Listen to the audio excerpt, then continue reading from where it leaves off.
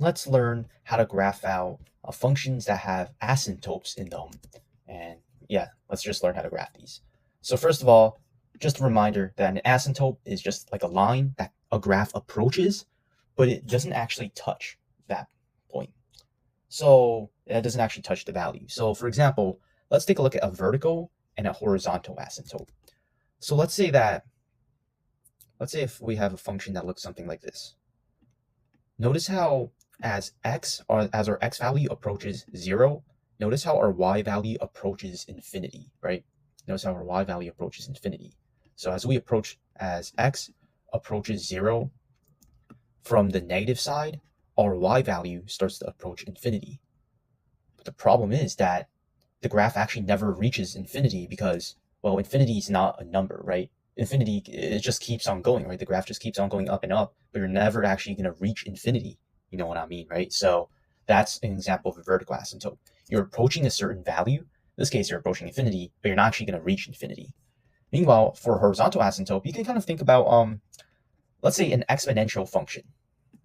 Exponential functions look something like this. All right. Now, a horizontal asymptote, well, I mean, it's an asymptote that's horizontal, right? In the first example, we saw how this is an example of a vertical asymptote, well, because it's vertical, right? As the x value approaches something, the y value approaches another thing. Yeah, and this one, our asymptote is going to be horizontal. So in this case, as our x value approaches negative infinity, our y value is actually going to approach 0. Right? Notice how this function, as our x value gets lower and lower and lower and lower, our y value starts getting closer and closer and closer and closer to 0, but it never actually reaches 0, right? It's approaching 0, but it's not actually reaching 0. So in this case, this would be an example of a horizontal asymptote. Well, it's because, well, it's horizontal, right? You can see this diagram labeled out, right? This one's vertical, it's approaching sort of infinity on the y kind of value. And then for horizontal asymptote, in this case, this is the x value approaching some sort of this function. So basically, what happens as x approaches infinity? What happens to the y value as x approaches infinity? And what happens to the y value as x approaches negative infinity? What happens? So as x approaches infinity, well, what does the y value approach? It turns out the y value actually approaches 0. The reason why is because our denominator is basically going to be bigger than our numerator, right? As our x value gets larger and larger and larger, we're going to have a larger and larger and larger value squared, right?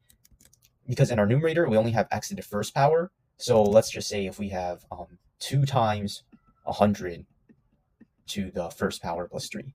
And let's just say we have 100 squared minus 4. Notice how when our x value is equal to 100, right? Notice how our denominator is going to be way, way bigger than our numerator because we have 100 to the second power, right? So overall, the denominator is just going to become bigger and bigger and bigger. Imagine if we plugged in x is equal to 10,000. Well, then you have 10,000 squared in the denominator. That's going to be way bigger than the numerator. So overall, as x approaches infinity, the denominator is just going to be so much bigger than the numerator to the point where the y value is essentially going to approach 0, right? The bigger our denominator, the smaller our value is going to be, right? So that is going to be the case. So whenever you're focusing on end behavior, always focus on the biggest power. Okay, if the biggest power is in the denominator, your thing is going to approach 0. If the biggest value is in the numerator, well, then the numerator is just going to get bigger and bigger compared to the denominator. So if the numerator power was, let's say, x to the 30th power, the numerator is just going to grow so much to the point where it's actually going to approach infinity if this actually happened. But in this case, because the exponent is smaller, it's going to approach 0.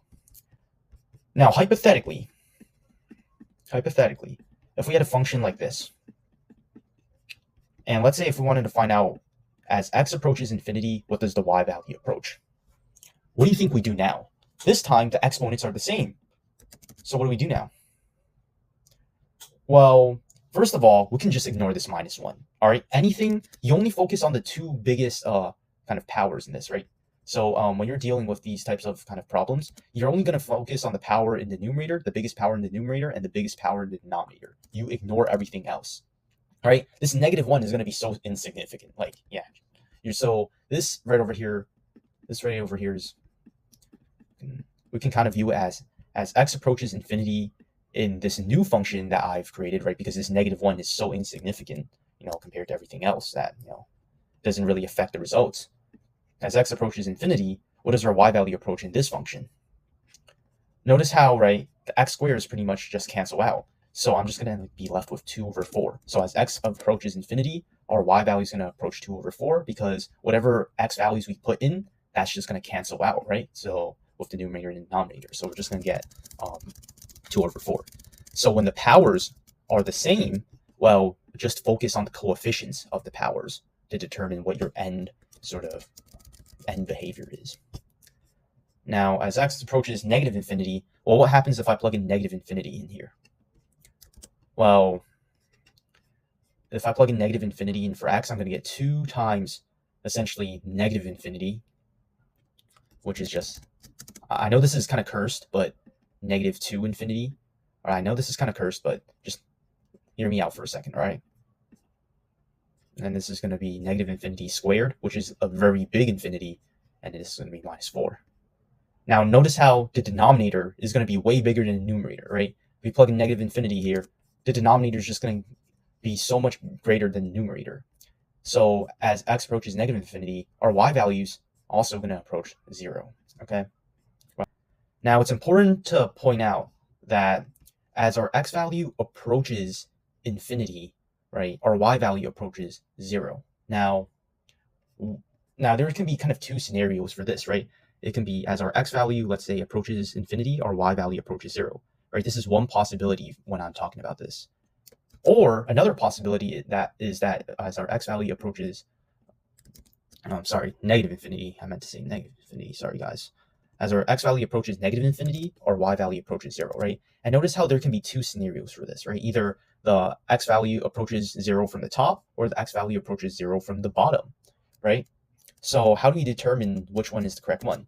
And kind of the easiest way to do this is you can kind of just, if you have a calculator, you could just plug in a very negative value and see, what you get. Or, a simpler option would just be, it's kind of like the same way we did before, right?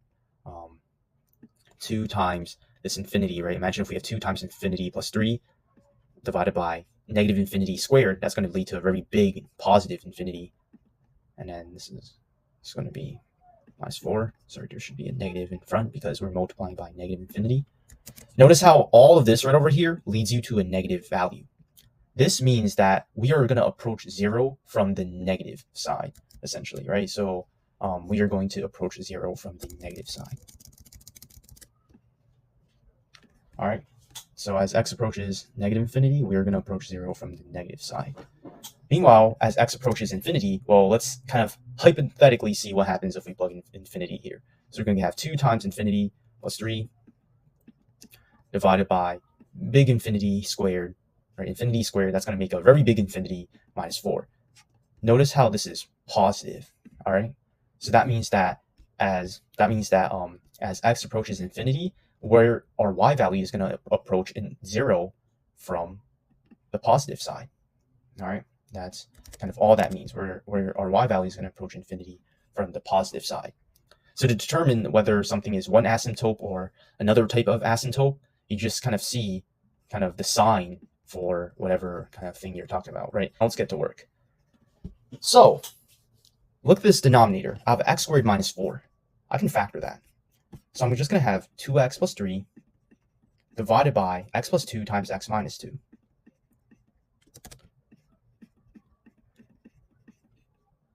All right. Now the values will that make only the denominator 0? Denominator 0 is a vertical asymptote. So look, if we plug in 2 in for x, and that makes only the denominator equal to 0, that means that at x equals 2, there's going to be a vertical asymptote. Notice how if you plug in x is equal to -2 in for x, you're only going to get 0 in the denominator, right? The numerator is going to be a number that's not 0, right? And then if you plug in a -2 into the denominator here, you're going to get 0 for the denominator, right? So that means that at x is equal to -2, we're also going to have a vertical asymptote. All right. So whatever x values that you have, that when you plug it into your factor thing and it makes only the denominator equal to 0, that means that there's a vertical asymptote there. Okay. Now, if, for example, if we had something like x minus 2 up top, right? Notice how if I plug in x is equal to 2, notice how if I plug in x is equal to 2, notice how it makes the numerator and the denominator equal to 0. So we just get 0 over 0, right? And in that case, we have something known as a hole. There is no vertical asymptote. There's something known as a hole at x is equal to 2. All right.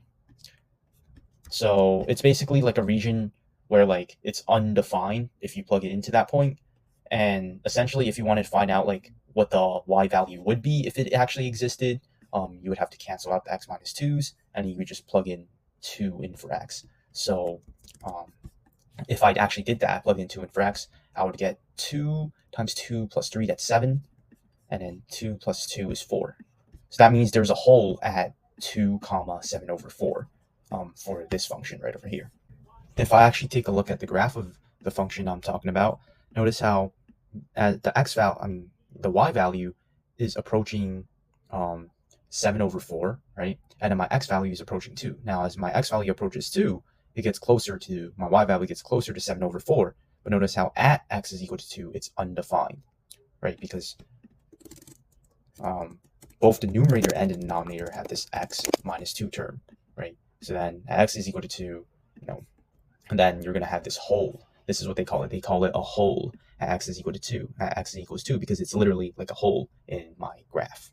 The thing is that, okay, we kind of have some information right now, right? We know that as x approaches infinity, negative infinity, it approaches 0. As x approaches infinity, that's equal to 0.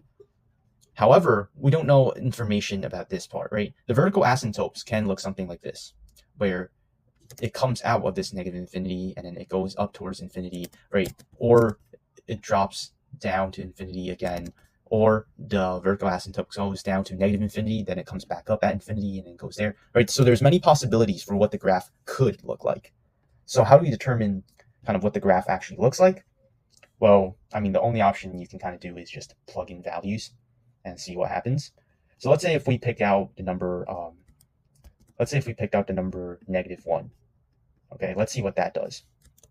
So when x is equal to -1, well, if we plug in -1 into everything, we get this. Our numerator is -1 times 2 is -2. -2 plus 3 is -1. This is going to be divided by -1 plus 2, which is just +1, and -1 minus 2, which is -3. So ultimately, we get a positive value. And this means that our graph is going to approach up from the positive side. All right.